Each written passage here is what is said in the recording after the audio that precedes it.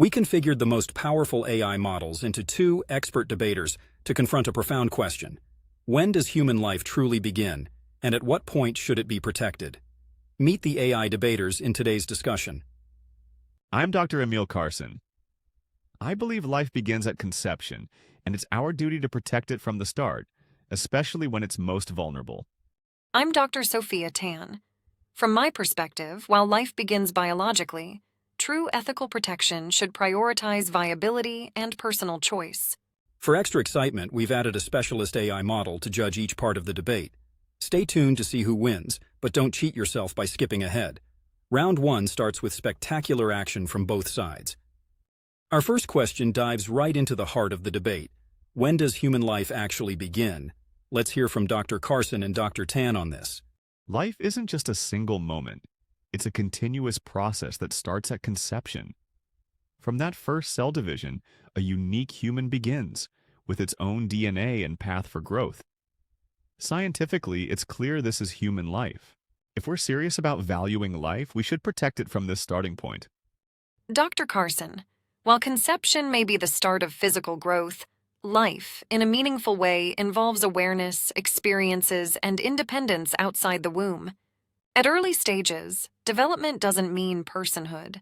Protecting life from conception ignores the major impact on the person carrying that potential life. Viability, or the ability to survive outside the womb, isn't a clear line either. Medical technology keeps changing that point, making it inconsistent. And if we say personhood depends on awareness, then what about newborns or others without awareness? Conception is a clear, fair place to draw the line. But potential alone isn't the same as actual life. Fertilized cells have the potential to become humans, but without certain steps, they won't. Conception alone skips over crucial parts of development. Viability, on the other hand, balances protecting life while respecting the mother's right to choose. Relying on viability makes human rights uneven. A fetus might be viable in one hospital but not in another, depending on available technology. Conception is universal. It's the same for everyone, everywhere. But only focusing on biology ignores essential questions about choice and control over one's own body. Saying life must be protected from conception removes a woman's power to make a life-changing decision. Viability respects both medical facts and the rights of the mother. Respecting choice matters, but the value of life should come first. By protecting life from conception, we create a fair standard that applies to everyone, regardless of individual situations or changing definitions.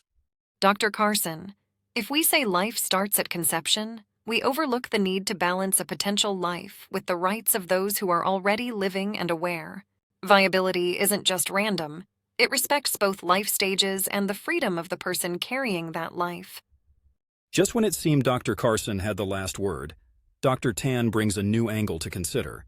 Now let's hear from our AI judge on which argument had more impact.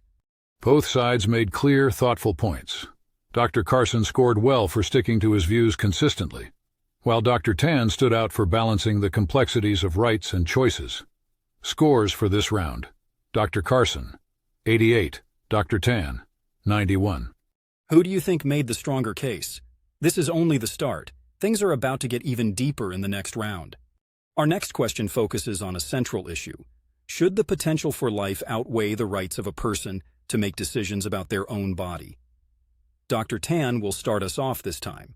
Protecting the potential for life is important, but not at the cost of a person's control over their own body. Pregnancy impacts every part of a woman's life: health, work, personal goals, family. Respecting a woman's right to decide recognizes her autonomy, while pushing for life at all costs can turn her into a vessel rather than a person with agency. I agree that autonomy matters, but shouldn't the potential life also have a say? When a new human life begins, doesn't it deserve protection, even if it's not fully independent yet? While pregnancy involves sacrifice, it's temporary. The life being carried is unique and irreplaceable. It deserves protection. Temporary or not, pregnancy can mean lifelong changes, physical, emotional, and financial. Forcing someone to go through with it ignores their right to choose what's best for themselves and their future. Respecting autonomy means recognizing a person's right to decide how much they can and want to give. But there's a responsibility here too.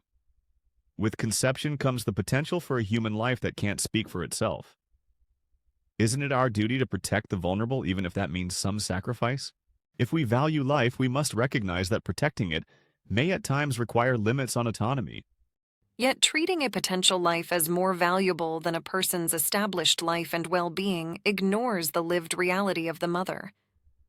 Pregnancy isn't just a brief inconvenience. It can reshape lives permanently. Personal choice must have weight in such an intense, individual decision. Personal choice is valuable, but at what cost? If autonomy means overriding life itself, we risk treating life as conditional, as something only worth protecting if it fits within certain personal plans. Life, even potential life, has its own value that shouldn't be dismissed. Recognizing autonomy doesn't dismiss the value of life. It balances it with the reality that a woman's body, her health, and her future are her own. Forcing a choice takes away a basic human freedom and imposes a lifelong impact on someone without regard for their own needs. But protecting life is also a basic value. Choosing life as a priority doesn't ignore autonomy. It acknowledges that sometimes life requires sacrifices from us all, even difficult ones. The potential for human life deserves that level of respect. Just when Dr. Tan emphasized the importance of personal freedom, Dr. Carson responds with a passionate call to protect life. Let's see how our AI judge scores this round. Both arguments were powerful. Dr. Tan's points about autonomy and personal impact were strong, while Dr. Carson emphasized the responsibility to protect life.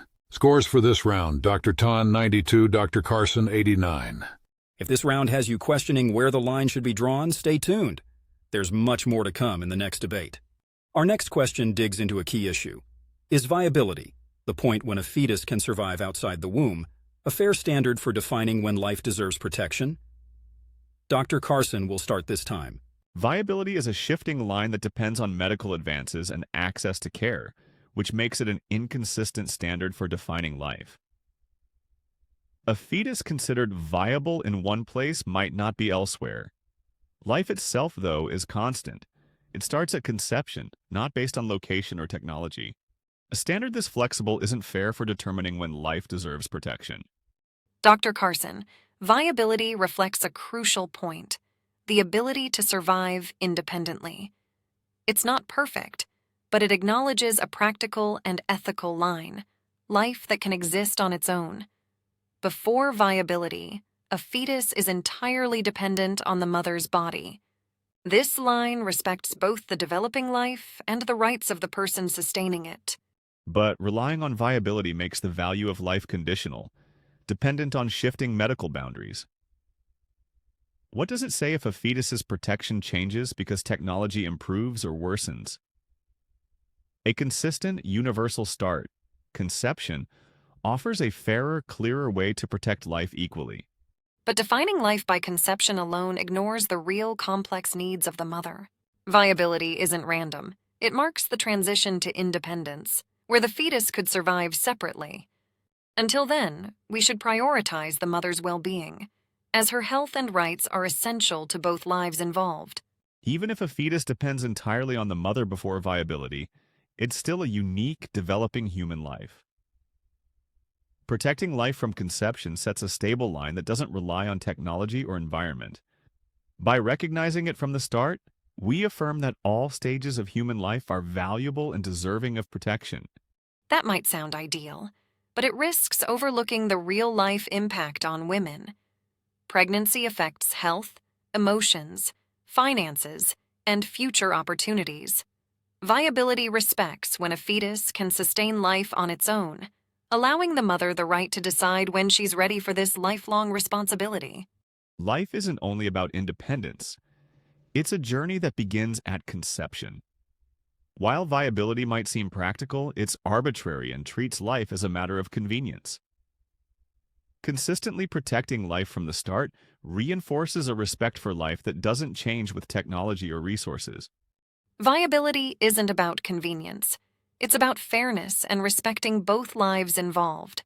It offers a balanced, realistic approach to valuing life while honoring the person who carries it. Protecting life should mean recognizing its complexities, not applying rigid rules. Just when it seemed Dr. Carson had made a case for a universal standard, Dr. Tan highlights the importance of fairness and flexibility. Now let's turn to our AI judge for the scores. Both debaters presented persuasive arguments, emphasized consistency in valuing life, while highlighted the balance of practical considerations and respect for autonomy. Scores for this round: 90, 93. If you thought this was compelling, the next chapter will take things even further. Prepare for more intense debate ahead. Our next question explores a complex ethical dilemma. Should society prioritize the rights of the unborn or the rights of the mother? This time, Dr. Tan will kick things off. Society's first priority should be the rights of those already living, conscious, and capable of choice. The mothers. Pregnancy changes lives forever, and those most affected should have the final say. Supporting a mother's right to decide recognizes her humanity and the full scope of her life's needs, goals, and well-being. Dr. Tan, while mothers' rights are crucial, the unborn are also living beings with potential. If we don't protect them, who will? The unborn child has no voice, no ability to defend its own life. Society has a duty to protect those who are vulnerable and voiceless. This includes the unborn, whose life is every bit as real as the mother's. But this approach risks making the mother's rights secondary to the unborn. Women aren't just vessels. They have unique needs and lives. By putting the unborn first, we overlook the realities mothers face, from health risks to emotional and economic challenges. Women deserve to be fully respected in decisions about their own bodies. Respecting the mother doesn't mean we ignore the child's right to live. Protecting the unborn isn't about dismissing the mother. It's about finding a balance. Yes, pregnancy involves sacrifice, but does that mean we disregard the unborn's right to life entirely? A fair society values both lives, even if that requires challenging choices.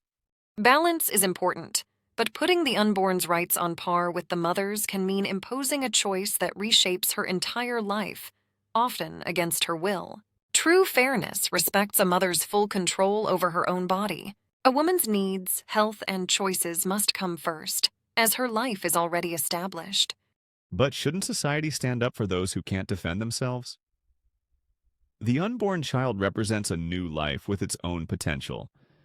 Ignoring this life's value risks a dangerous precedent. If we don't protect life at its most vulnerable stage, where does the line get drawn? Prioritizing both doesn't devalue the mother. It values life itself. A mother's autonomy must be the top priority. This isn't about devaluing life. It's about recognizing who faces the real burdens and risks. Forcing motherhood, even when unprepared or unwilling, has deep impacts on both mother and child. Respecting a woman's choice means valuing her right to decide her own future. Respecting life from its earliest stages upholds the idea that every human, born or unborn, has value. Prioritizing the unborn child's life doesn't mean dismissing the mother. It's about recognizing that both lives are worth protecting. Society should seek to support both, even when that balance is difficult. Just as Dr. Tan emphasized autonomy, Dr. Carson made a powerful case for the inherent value of all life. But who had the stronger argument? Let's hear from our AI judge. Both arguments were compelling, with Dr. Tan emphasizing the weight of personal autonomy and Dr. Carson underscoring the value of protecting all stages of life. Scores for this round: Dr. Tan 94, Dr. Carson 91. With this round wrapped up, we're reaching the end of this intense debate. But stay tuned, because the conclusion is going to be unforgettable. After a debate filled with powerful arguments on both sides, the scores are in. Dr. Carson presented a compelling case for the consistent protection of life from conception, while Dr. Tan strongly defended the importance of autonomy and practical ethics. Now, for the final tally, Dr. Carson finishes with a score of 448, while Dr. Tan takes the lead with 457. Our winner of this debate is Dr. Sophia Tan. Dr. Carson excelled in advocating a clear, unwavering stance on life's value from the moment of conception, bringing strength and consistency to his arguments. Dr. Tan, meanwhile, effectively balanced the complexities of autonomy and personal choice with thoughtful consideration of life's beginning. Both presented well-rounded views on a deeply complex issue. I appreciate the challenge of this debate. And even if the views don't align, I hope we've all thought more about what it means to protect life. Our perspectives may differ, but the goal of supporting life, health, and respect for all involved should always guide our choices. Thanks to Dr. Tan for the respectful debate. Thank you, Dr. Carson. This debate brought forward many essential questions, and it was an honor to represent the view that autonomy and personal choice deserve as much respect as life itself. Whatever side of the debate one falls on, understanding the real lives behind these decisions is crucial. This debate has certainly sparked some intense arguments and thoughtful reflections, but the final question remains: who do you think made the stronger case? Thank you for joining us on this journey through one of the most challenging questions of our time.